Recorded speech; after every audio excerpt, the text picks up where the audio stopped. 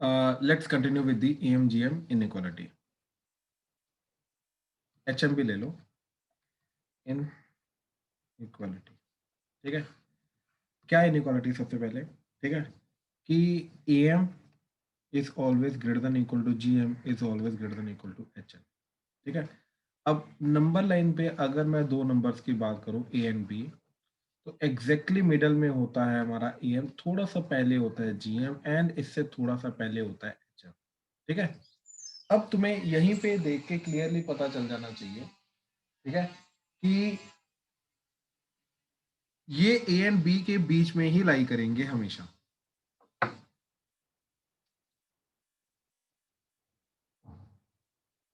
AM GM HM ये तीनों के तीनों हमेशा A एंड B के बीच बीच में लाई करेंगे। ठीक है, तो अब ऐसा होगा कि अगर ये A थोड़ा सा पास आया, B थोड़ा सा पास आया, तो ये भी थोड़ा थोड़ा अपने पास आएंगे लेकिन रहेंगे बीच में। अब क्या होगा कि अगर A एंड B इक्वल हो जाए तो एक्चुअली में क्या होगा, ये पांचों की पांचों चीजें इक्वल हो जाएंगी इन दैट केस। ठीक है, तो if A becomes equal to B, then A is not just equal to B, A is equal to B, is equal to AM, is equal to GM, is equal to HM। तो in that case equality hold करती है। ठीक है, तो equality कब hold करती है? when the numbers become equal। ठीक है, जिनका AM GM HM निकालने की हम बात कर रहे हैं। ठीक है, तो तब जाके इक्वालिटी होल्ड करनी शुरू कर देती है। ठीक है, पहले तो ये चीज आ गई। अब ये आया कहां से, इसी को जनरलाइज वगैरह करते हैं। ठीक है, let's say two positive numbers A and B। ठीक है, तो इनका AM क्या होगा, A plus B by two. GM क्या होगा, रूट AB। ठीक, एंड HM क्या होगा, 2AB bye A plus B. ठीक है, ये चीज आ जाएगी। अब ध्यान से एक चीज चेक करो कि वी नो दैट कि रूट A, अब A अगर पॉजिटिव नंबर है, B पॉजिटिव नंबर है, तो रूट A रूट B दो रियल नंबर रहेंगे। ठीक, क्योंकि पॉजिटिव नंबर है, root of a positive number is a real number. इनका सब्ट्रैक्शन करोगे it will be again a real number. Real number का स्क्वायर करोगे which is always greater than equal to zero. या तो इक्वल टू जीरो रहेगा या तो वो जीरो से बड़ा होगा, इसी तरीके से आएगा, इसके अलावा और कुछ जा नहीं सकता वो। ठीक है, चलो अब ये चीज तो आ गई। अब इसके अलावा ठीक है क्या चीज जाएगी कि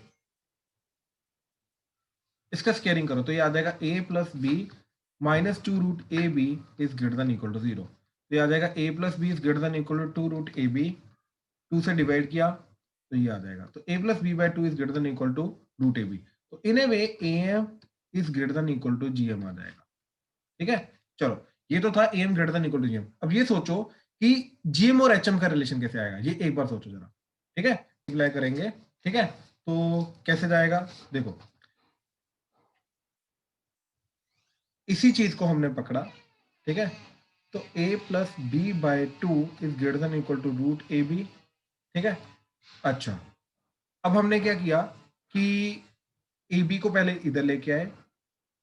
ठीक है, एंड अब रूट ए बी से दोनों तरफ मल्टीप्लाई कर दिया, तो रूट ए बी, तो ये हो जाएगा ये, क्योंकि पॉजिटिव चीज है तो मल्टीप्लाई कर सकते हैं, टू को इधर लेके गए तो क्या आ गया, ये GM is greater than equal to HM आ गया। तो टोटल ये दोनों मिला के हमारा क्या बन गया, AM is greater than equal to GM is greater than equal to HM।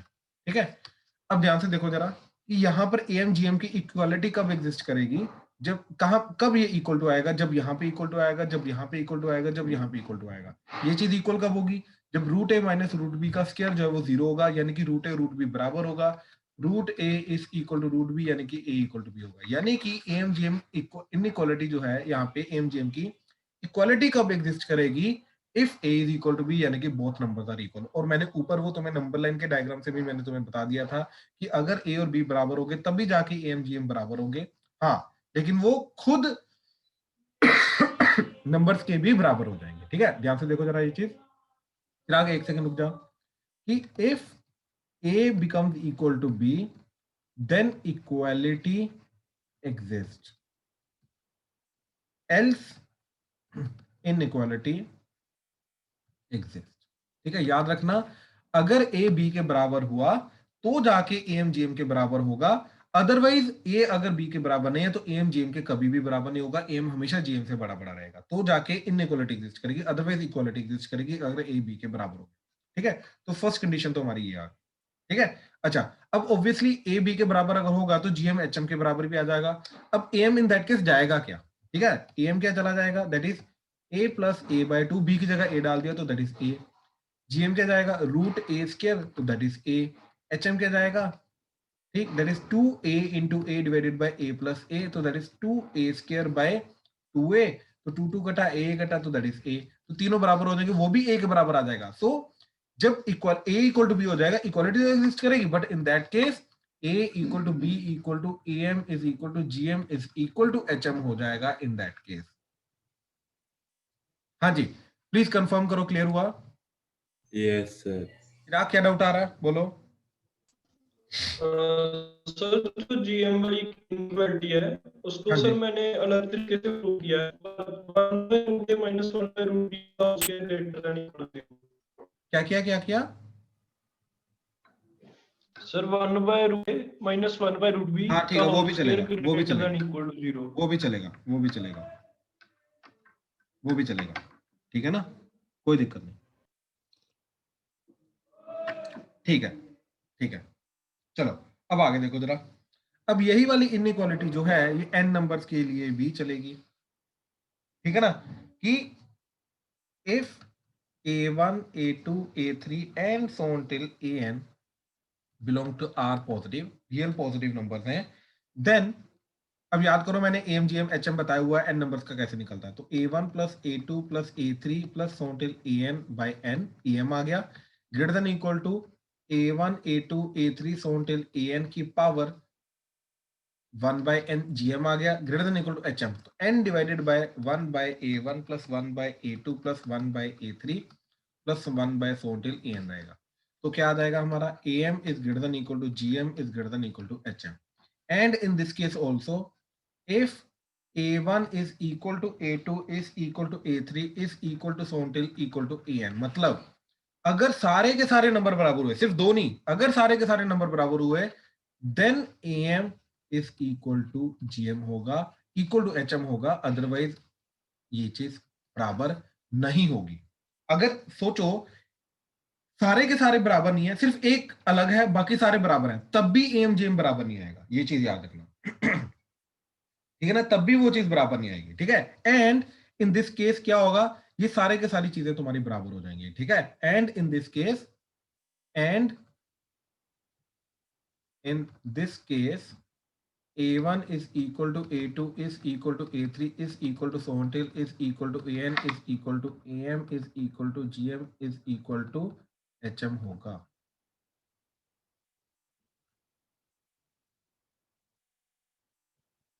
In that case यानी कि तब जाके ये सारी की सारी चीजें बराबर रहेंगी। हाँ जी, ठीक है, क्लियर है? सर एक बार रिपीट करना था, क्या कहता है कि अगर दो चीजें इक्वल हो कौन सी दो? दो नहीं, यहाँ पे मैं बोल रहा हूँ सारे के सारे नंबर भाई बराबर होने चाहिए। नहीं, आपने कहा था कि कोई दो चीजें इक्वल हो तो तीसरी भी इक्वल रहेगी, वो अरे वो एम तो के। ऊपर बोला था, कोई भी दो नहीं बोला था मैंने बोला तो ऊपर अगर ए एन बी बराबर होंगे तो जाके A M G M H M बराबर हो जाएंगे, ठीक है। Okay sir. नंबर्स के लिए था कि यहाँ पे सारे के सारे नंबर्स को भाई बराबर होना पड़ेगा, तब जाके A M G M H M तीनों के तीनों बराबर होंगे, और वो सारे के सारे नंबर्स जो होंगे and A M G M H M ये सारे के सारे बराबर हो जाएंगे इन दैट केस। तो ए वन से लेके ए एन तो बराबर होंगे होंगे, लेकिन वो A M G M H M के बराबर भी हो जाएंगे, ठीक है। अब इन्हीं को यूज करके हम मैक्सिमा मिनिमा कैसे ढूंढेंगे, ठीक है। तो अब ध्यान से देखो जरा ये चीज कि if reciprocal of variables of variable part is involved, then AMGM can be used, ठीक है, to find maxima minima।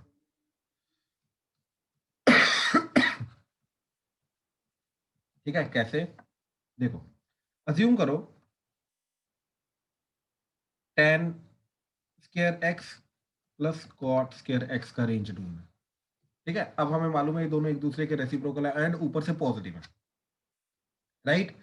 तो हम क्या बोल सकते हैं, इन दोनों का em दोनों का divided by 2 greater than equal to क्या रहेगा, under the root of tan square x into cot square x, तो ये कट के क्या आ गया 1, तो tan square x plus cot square x is greater than equal to 2, ठीक है, ये ग्रेटर देन इक्वल टू 2 चला जाएगा, यानी कि इस पूरी चीज का रेंज क्या रहेगा, 2 से लेके इन्फिनिटी। ठीक है, अच्छा अब एक नई चीज बताता हूं कि पता क्या होता है कि एएमजीएम के अंदर हम हमेशा पॉजिटिव नंबर्स को यूज करते हैं, बहुत अच्छी बात है, लेकिन ऐसा नहीं कि अगर नेगेटिव नंबर्स आ रहे हैं तो हम लगा नहीं सकते, बिल्कुल लगा सकते हैं। ठीक है, कैसे लगाएंगे अब वो चीज हमें पता होनी चाहिए। जैसे देखो tan x plus cot x की अगर बात करें, अब भाई ऊपर था tan स्क्वायर एक्स, तो tan स्क्वायर एक्स तो पॉजिटिव होता है, राइट, उसके अंदर तो ये चीज चलेगी डायरेक्टली, कोई प्रॉब्लम नहीं कि वो हमेशा पॉजिटिव होता है, तो पॉजिटिव ही आंसर आएगा, इसलिए 2 से इन्फिनिटी आ गया। लेकिन अब ये सोचो कि tan x और कोट एक्स की अगर बात की जाए divided by 2 is greater than equal to, ये चीज क्या रहेगी तुम्हारे tan x into cot x, तो ये कट के 1 आ जाएगा, तो tan x plus cot x is greater than equal to 2 आ जाएगा, right, which is good, which is okay, ऐसी बात नहीं है, तो ये 2 टू इन्फिनिटी आ गया। बट भाई अगर tan x नेगेटिव हो गया तो कोट एक्स नेगेटिव हो जाएगा, तो दोनों नेगेटिव भी तो जाएंगे, राइट।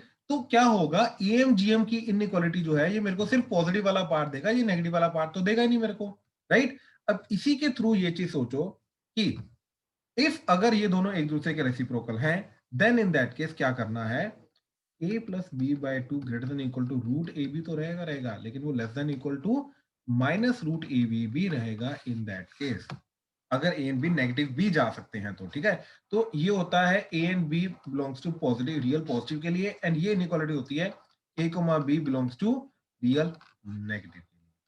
ठीक है, तो इन दैट केस मैं ये बोलूंगा ये इनइक्वालिटी कंप्लीट क्या चली जाएगी, माइनस इन्फिनिटी से -2 union 2 to infinity in this case, तो ये कंप्लीट हमारा जाएगा। ठीक है, एंड इसी चीज को समझने के लिए हम इसका एक ग्राफ भी करते हैं, y equal to x plus 1 by x. ठीक है, इसका ग्राफ मैंने पहले तुम्हें बताया था जब हमने ग्राफ थ्योरी की थी कि रटा हुआ होना चाहिए। ठीक है, क्योंकि ये ग्राफ बहुत ज्यादा इंपॉर्टेंट है हमारे लिए। ठीक है, कैसे, देखो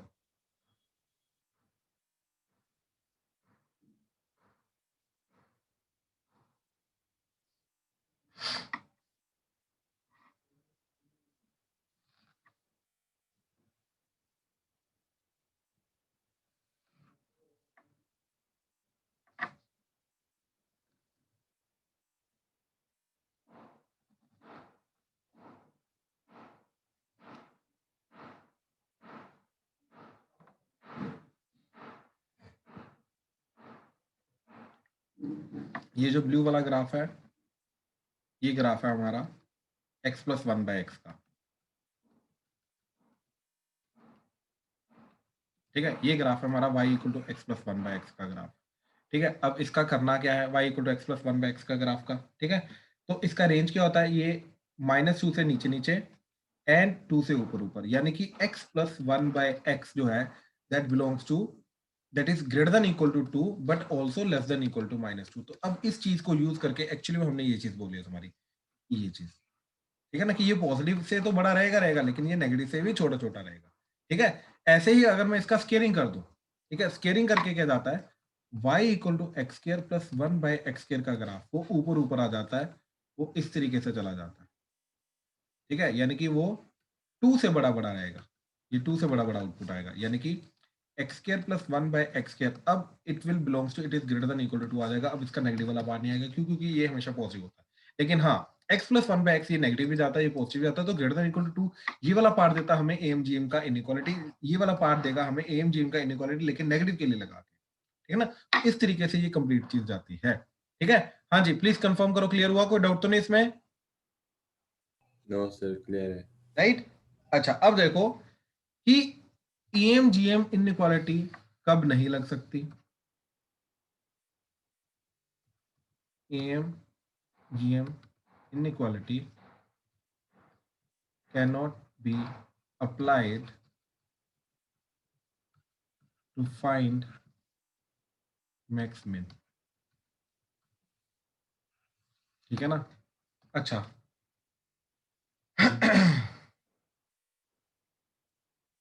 ओके ओके, तो क्वेश्चन है, ठीक, ये ट्राई करो पहले, x square plus 5 plus 9 by x square plus 5 find range. करो जरा, ट्राई करो जरा, फिर मैं बताता हूँ क्या करना है इसका। देखो इस क्वेश्चन में क्या करना है, will consider A this as A and this as B, तो हमने ए एंड जी में इनइक्वालिटी लगाई। तो AMGM इनइक्वालिटी के अंदर जो मेजर चीज है ना वो हम भूल जाते हैं generally. Is greater than equal to divided by 2 is greater than equal to इन दोनों का अंडर रूट में प्रोडक्ट करेंगे, ये दोनों कटेंगे तो बचेगा सिर्फ 9। तो 9 का ये चीज क्या बन जाएगी तुम्हारी कि x square plus 5 plus 9 by x square plus 5 is greater than equal to, ये 3 आ जाएगा, 3 टू द क्रॉस मल्टीप्लाई करके 6 हो जाएगा। तो this is greater than equal to 6, मतलब ये जो चीज है ये 6 से बड़ी बड़ी है। तो हमें लगेगा कि 6 टू इन्फिनिटी आ गया। अच्छा यार पहले तो देखो कि ये चीज इक्वल टू 6 कब होगी।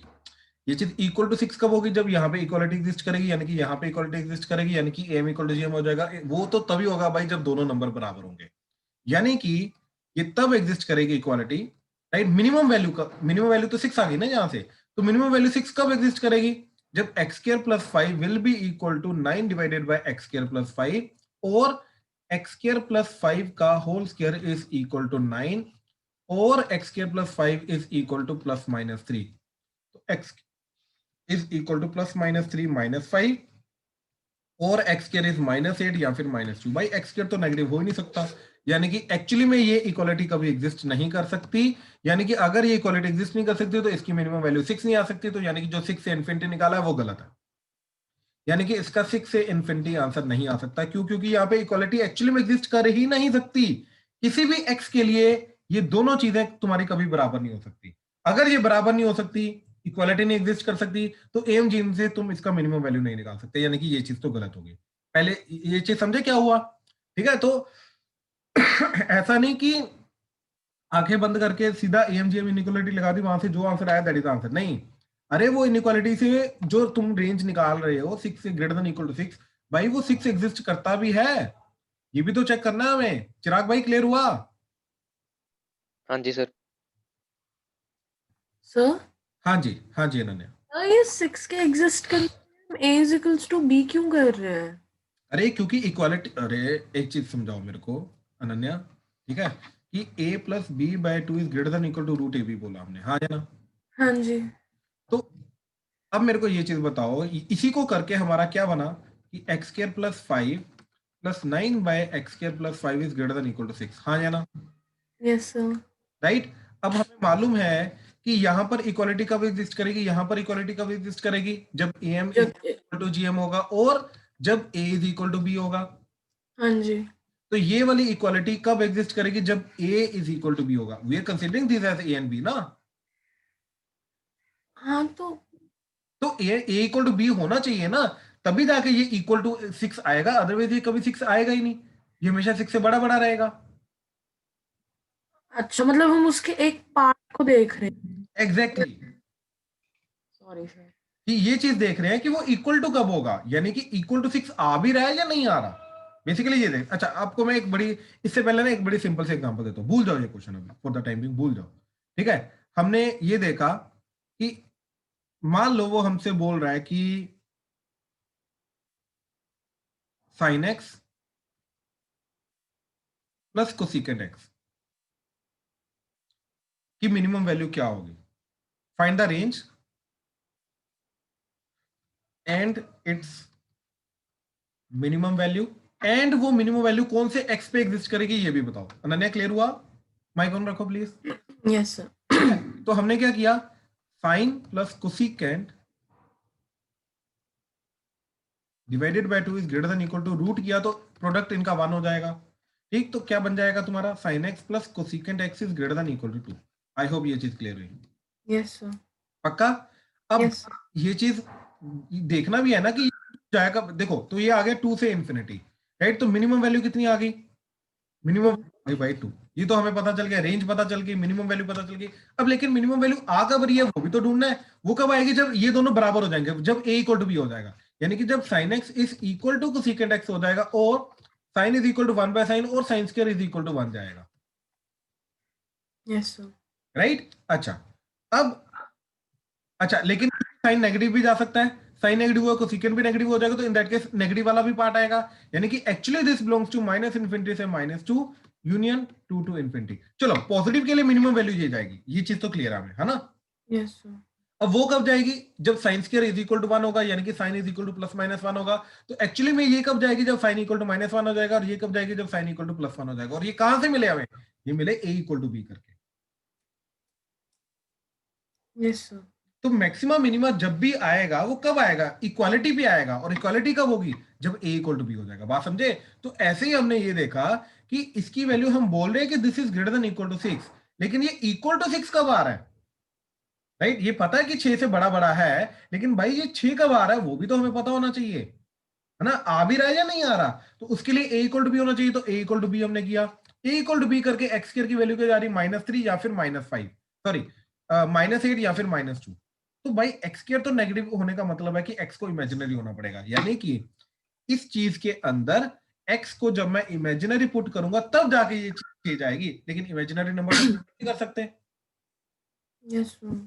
इसका मतलब ये चीज की वैल्यू 6 जा ही नहीं सकती। तो यहां से जो हमने रेंज निकाला वो गलत निकाला। आई होप ये चीज क्लियर है। Yes sir. ठीक है, तो अब इसका पहली बात तो ये मेथड गलत हो गया। अब इसका एक्चुअल रेंज कैसे निकालना है, ठीक है, अब मैं वो बताता हूं। तो इन दैट केस क्या करते हैं, अगर एएमजीएम फेल हो जाता है तो हम क्या करते हैं, एक्स स्क्वायर प्लस 5 को टी ले लेते हैं। ठीक है, अब देखो हमें मालूम है एक्स स्क्वायर क्या होगा, 0 से इन्फिनिटी, प्लस 5 किया तो 5 टू इन्फिनिटी, यानी कि T belongs to 5 to infinity. Ananya clear है। Yes sir. अब हमें किसका रेंज निकालना है, टी प्लस 9 बाई टी का, हाँ है ना। Yes sir. ये था ना क्वेश्चन हमारा। Yes sir. ठीक है, अब याद करो टी प्लस 1 बाई टी का ग्राफ बनाया था हमने अभी, राइट। Yes sir. अब फॉरगेट एवरीथिंग, अज्यूम करो T belongs to all real है, तो इसका ग्राफ क्या बनेगा, इसकी मिनिमम वैल्यू क्या जाएगी, अब इसकी मिनिमम वैल्यू जाएगी, इसकी मिनिमम ग्रेटर। अब एएमजीएम लगाओ। देखो बेसिकली पता क्या होता है कि एएमजीएम से जो हमें इनइक्वालिटी वगैरह मिलती है, या ग्रेटर देन इक्वल टू रहेगा divided by 2, greater than equal to क्या रहेगा, ये √9 तो 3 आ जाएगा, तो ग्रेटर देन इक्वल टू 6 आ जाएगा, है ना, and less than equal to -6 आ जाएगा। तो भाई ये वाली जो इनइक्वालिटी है ये बेसिकली क्या मिलती है कि T belongs to all real होने पे, ठीक है। लेकिन हमारा टी एक्चुअली में क्या है, वो तो 5 से बड़ा बड़ा है। बात समझे। Yes sir. ठीक है, अब एक्चुअली में देखो आपको ये अगला वाला प्रोसीड करा रहा हूं। आप एएमजीएम भी, सॉरी अपना मैक्सिमम मिनिमा भी लगा सकते हो। इन दैट केस लगाने को आप मैक्सिमम मिनिमा भी लगा सकते हो, ऐसी कोई बड़ी बात नहीं है। अगर मैं मैक्सिमम मिनिमा से करूं, देखो जरा वाई डैश क्या जाएगा, 1 - 9 बाई टी स्क्वायर, हाँ है ना। Yes sir. ठीक है, पक्का क्लियर है। Yes sir. ठीक है, अच्छा अब देखो अगर t बिलोंग्स टू मेरा 5 टू इन्फिनिटी है, तो T square will belongs to 25 to infinity, हाँ या ना। Yes sir. पक्का, तो ये चीज 25 से बड़ी रहेगी, यानी कि 9 बाई टी स्क्वायर जो है ये चीज क्या रहेगी मेरी, लेस देन इक्वल टू 1, हाँ या ना। Yes sir. पक्का, यस सर। तो इसको इधर ले जाओ, तो ये चीज हमेशा पॉजिटिव रहेगी। बात समझे। ठीक है sir. Derivative is always positive, मतलब ये चीज हमेशा इंक्रीजिंग होगी। तो 5 से लेके इन्फिनिटी के बीच बीच में हमेशा ये इंक्रीज करेगा, यानी कि इस तरीके से 5 पे जो भी वैल्यू उसके बाद बढ़ेगा, तो इसका रेंज क्या आ जाएगा, 5 पे मिनिमम वैल्यू आएगी, तो 5 पे वैल्यू क्या जा रही है, दैट इज 5 प्लस 9 बाय 5। उसके बाद कहां पे जाएगा, ये ऊपर बढ़ता रहेगा, तो इसका फाइनल आंसर आएगा 5 प्लस 9 बाय 5 से लेके इन्फिनिटी। एक्चुअली में ये इसका आंसर आएगा। बात समझे कैसे किया। Yes sir. पक्का, कोई डाउट इसमें। नहीं सर। अब ये चीज मैं आपको ग्राफ से कराने वाला था, ठीक है। अब ग्राफ से कैसे करना है वो भी चीज हमें पता होनी चाहिए, ठीक है। देखो जरा y is equal to T plus 9 by T था। अब इसका ग्राफ बनाएंगे। इसका ग्राफ जो हमने बनाया था ना x plus 1 by x, approximately उतना जाएगा, लेकिन मिनिमम वैल्यू कितनी आ रही थी इसकी, 6, तो इसकी मिनिमम वैल्यू 6 आएगी। तो t plus 9 by T is greater than equal to 6 आया था। वो कब जाएगा, जब ये दोनों बराबर रहेंगे, यानी कि t is equal to 9 by T और t square is equal to 9 और t इज इक्वल टू +-3। तो +3 पे इसकी वैल्यू आएगी 1 2 3 4 5 6, एंड -3 पे 1 2 3 1 2 3 4 5 6, ये ठीक है। तो इसका ग्राफ ऐसा रहेगा।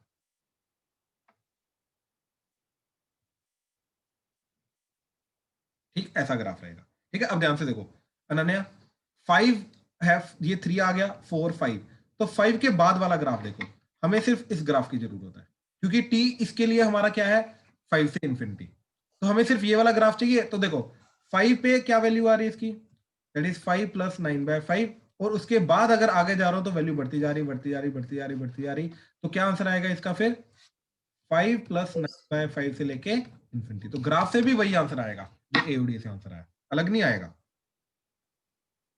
Yes sir. बात समझे क्या हुआ? Yes sir. ठीक है, तो एमजीएम कब नहीं लगेगा, कैसे निकालेंगे, इन दैट केस पक्का क्लियर हुआ? Yes sir. हाँ जी, किसी और को कोई डाउट है इसमें तो प्लीज बताओ। ठीक है, चलो अब मैं एक दो क्वेश्चन दे रहा हूं करने के लिए, वो करना। ठीक है, ये क्वेश्चन ध्यान से देखना। ओके,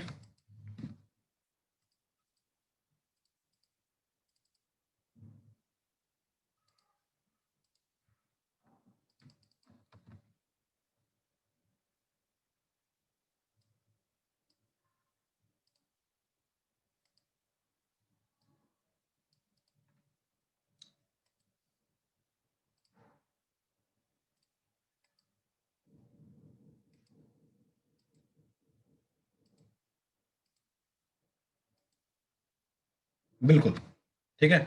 तो इसकी मिनिमम वैल्यू निकालनी है, सोचो जरा क्या करोगे, सोचो। जिनका अभी तक नहीं हुआ वो ट्राई करो, जिनका हो गया वो ये वाला क्वेश्चन ट्राई करो फिर। तो सॉरी, ये तो वही क्वेश्चन आ गया।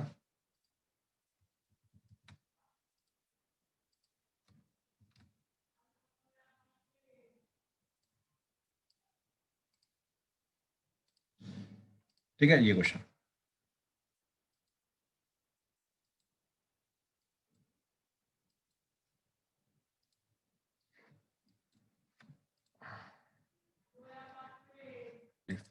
तो फर्स्ट क्या चीज है एक्चुअली में, सर थर्ड का ए नहीं आना चाहिए।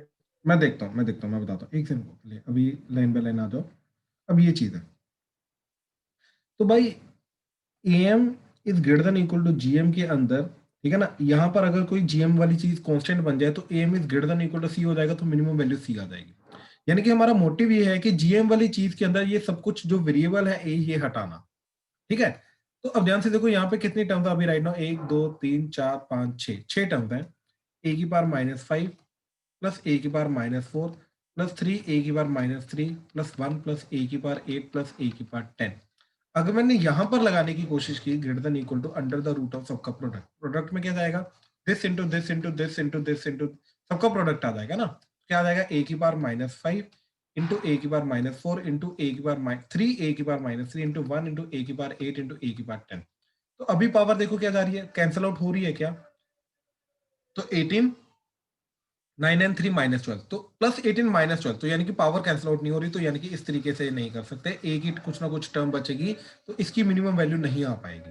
ठीक है, अब हमने क्या किया, ये जो 3 लिखा है ना, इसको तीनों को अलग अलग टर्म्स कर दिया, तो प्लस ए की पावर -3 प्लस ए की पावर -3 प्लस ए की पावर -3। अब कितनी टर्म्स बन गई, 1 2 3 4 5 6 7 8। अब 8 टर्म्स बन गई। अब देखो greater than equal to under the root of क्या चीज जाएगी ए की पावर, इन सबका प्रोडक्ट, इन सबके प्रोडक्ट में जाएगा ए की पावर -5 -4 -3 -3 तो -9 प्लस 8 प्लस 10। ठीक है, दैट्स इट। अब कोई 3 भी नहीं बचा, तो क्या आ गया, अब ये पावर 0 हो गई, यानी कि अब बिल्कुल कांस्टेंट टर्म में कन्वर्ट हो रहा है, यानी कि अब ये ग्रेटर देन इक्वल टू क्या बन जाएगा, 1। ठीक है, और नीचे आएगा 8 टर्म। ठीक है ना, अब एम में नीचे 8 आएगा क्योंकि ऊपर 8 टर्म है, तो ग्रेटर देन इक्वल टू क्या आ जाएगा, अब ग्रेटर देन इक्वल टू 8 आ जाएगा, यानी कि ये सारी की सारी चीज जो है ये ग्रेटर देन इक्वल टू 8 आ रही है, तो 8 टू इन्फिनिटी। लेकिन हमें क्या चाहिए, मिनिमम वैल्यू, तो मिनिमम वैल्यू क्या आएगी, ए सॉरी इज इक्वल टू 8 आएगी। ठीक है, और वो कब आएगी, जब ये सारी की सारी टर्म्स बराबर आएंगी, वहां से क्लियरली पता चल रहा है ए इक्वल टू 1, तो ए इक्वल टू 1 पे इसकी मिनिमम वैल्यू जा रही है 8। हाँ जी, प्लीज कंफर्म करो, क्लियर हुआ, कोई डाउट तो नहीं इसमें? ठीक है, चलो नेक्स्ट देखो जरा, इन तीनों कंडीशन के अंदर से, ठीक है ध्यान से देखना क्या चीज आएगी। ठीक है, ये चीज आ गई, हमें x की पावर क्या चाहिए 3, y की पावर चाहिए 4, z की पावर चाहिए 5। अब ये कैसे क्रिएट करेंगे, ध्यान से देखो, x की लिखो x/3 plus x/3 plus x/3। Basically क्या किया हमने, x को 3 से मल्टीप्लाई डिवाइड कर दिया, तो 3 times x/3 plus 4 times y/4 plus 5 times z/5। अब इससे क्या हुआ, ठीक है, इससे ये बन गया x/3 plus x/3 plus x/3 plus y/4 plus y/4 plus y/4 plus z by 5 plus z by 5 plus on till z by 5 times.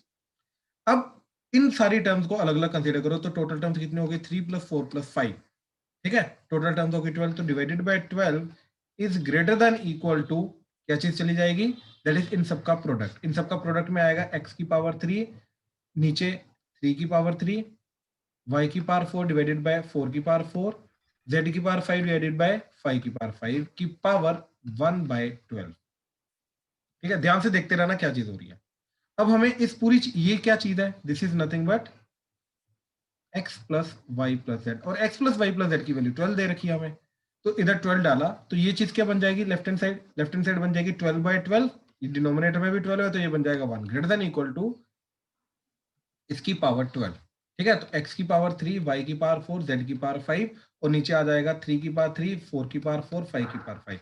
Power दोनों तरफ 12 रेज कर दो तो ये भी 12 हट जाएगा और ये तीनों चीजें इधर आ जाएंगी, तो क्या आ जाएगा 3 की पावर 3 4 की पावर 4 5 की पावर 5। तो this is less than equal to this. ठीक है, तो क्या जा रहा है, x की पावर 3 y की पावर 4 z की power 5 is less than equal to 3 की पावर 3 4 की पावर 4 5 की पावर 5।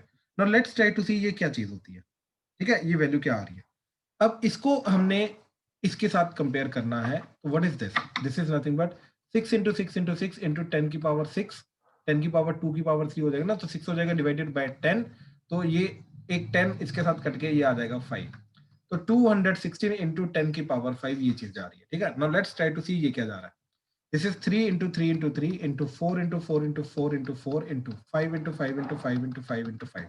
और देखो क्यों किया ऐसा, ये बन जाएगा 20 20 के 4 कॉम्बिनेशन आ जाएंगे, 20 इंटू 20 इंटू 20 इंटू 20, एक बचेगा 5, इधर बचा तुम्हारा 9 इंटू 3 इंटू एक आया 5।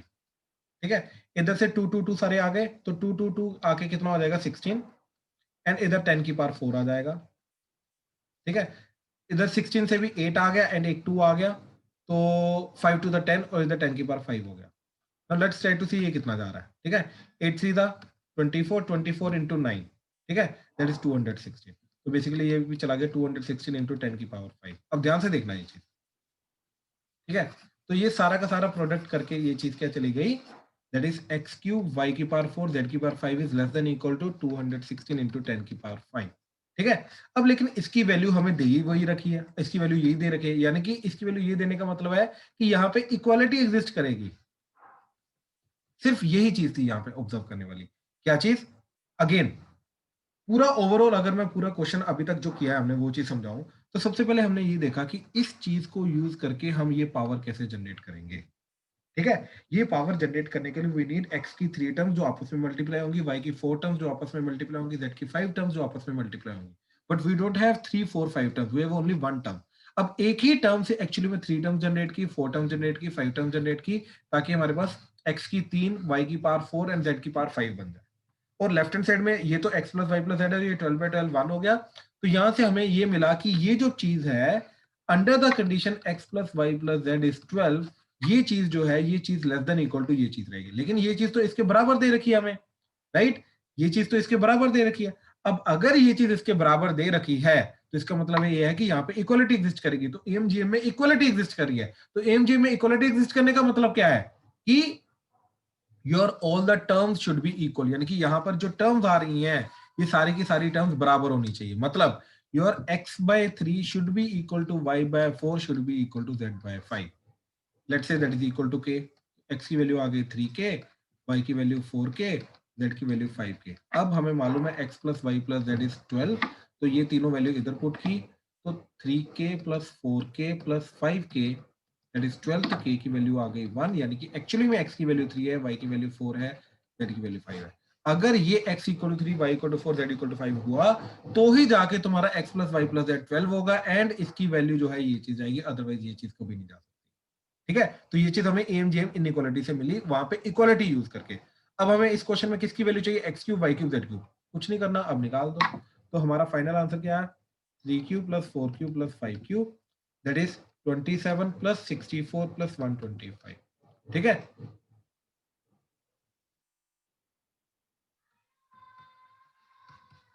तो फाइनल आंसर इज 216 डी। इस क्वेश्चन के किसी भी स्टेप में अगर डाउट है तो बताओ, कोई भी स्टेप अगर नहीं समझ में आया, कोई भी स्टेप में डाउट है तो प्लीज बताओ।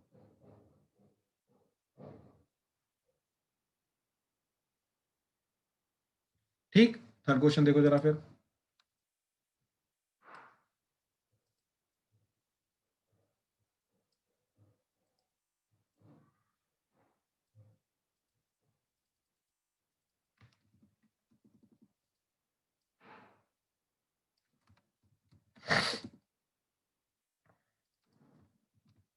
ठीक है, वो क्या बोल रहा है, ABC are in AP and ABC is equal to 8, then the minimum possible value of B is. ठीक है, तो हमने पता क्या किया, ए को लिखा बी माइनस डी, बी, सी को लिखा बी प्लस डी। ठीक है, तो ये ए बी सी आ गया। ठीक है, अब ध्यान से देखो जरा, B minus D plus B plus D divided by 3 is greater than equal to इन तीनों का प्रोडक्ट। इन तीनों का प्रोडक्ट मतलब A B C, A into B into C. ठीक है, तो एबीसी की वैल्यू हमें 8 दे रखी है, और सॉरी यहाँ पे जाएगा क्यूब रूट। ठीक है ना, जीएम में क्यूब रूट आएगा क्योंकि 3 टर्म्स है, और एबीसी की वैल्यू 8 दे रखी है, तो क्या आ जाएगा, देखो ये डी डी कटा, तो 3b/3 is greater than equal to 8 का क्यूब रूट। तो 3b 3 कटेगा, तो b is greater than equal to आ गया 2, तो b की मिनिमम वैल्यू जो है वो आएगी 2। तो b की मिनिमम वैल्यू 2 आ रही है, यानी कि ए आंसर आ रहा है बिल्कुल। हाँ जी, प्लीज कंफर्म करो, क्लियर हुआ? सर ये सर टेस्ट, ये अभी उसका क्वेश्चन होमवर्क है सर, उसमें आंसर डी दिया हुआ है। हाँ, इसके अंदर मेरे को भी डी दे रखा है, वो थोड़ा मिसप्रिंट हुआ है। ठीक है, 2 आंसर। हाँ जी अनन्या। स्तुति, हाँ जी स्तुति बोलो। तो मैंने किसी और तरीके से करने की कोशिश करी थी। बताओ, मेथड बताओ। सर जैसे एपी में है तो मतलब 2b is equals to a plus c। बिल्कुल, मैं इससे किसी एक को b के टर्म्स में लिख a b c is equals to। समझ रहा हूँ, ठीक है, मैं आपकी बात समझ रहा हूँ। देखो इस कंडीशन को लेकिन अगर हमें यूज करना है ना, और फिर बी की मिनिमम वैल्यू निकालनी है, ठीक है, तो हमें यहाँ पर ए एंड सी दोनों को बी की टर्म्स में डालना पड़ेगा। पहले तो ये समझो, बात समझे? हेलो स्तुति, माइक ऑन करो। मतलब हाँ, तो यहाँ पर हमें बी ए एंड सी दोनों को सर डी की टर्म्स में, सॉरी अपना बी की टर्म्स में डालना पड़ेगा। तो हम यही कर सकते हैं कि इसको हम ए को बी माइनस डी लेके जा सकते हैं, इसको बी प्लस डी लेके जा सकते हैं। तो ये क्या बन जाएगा, B minus D into B plus D that is equal to 8। ठीक है, अब यहां से हम ये सोच सकते हैं कि ये आ जाएगा B square minus D square into B that is equal to 8। अब यहां से हम डी को वेरी करवा के हम ये सोच सकते हैं कि बी की वैल्यू क्या जा सकती है। ठीक है ना, ये चीज सोच सकते हैं जरूर।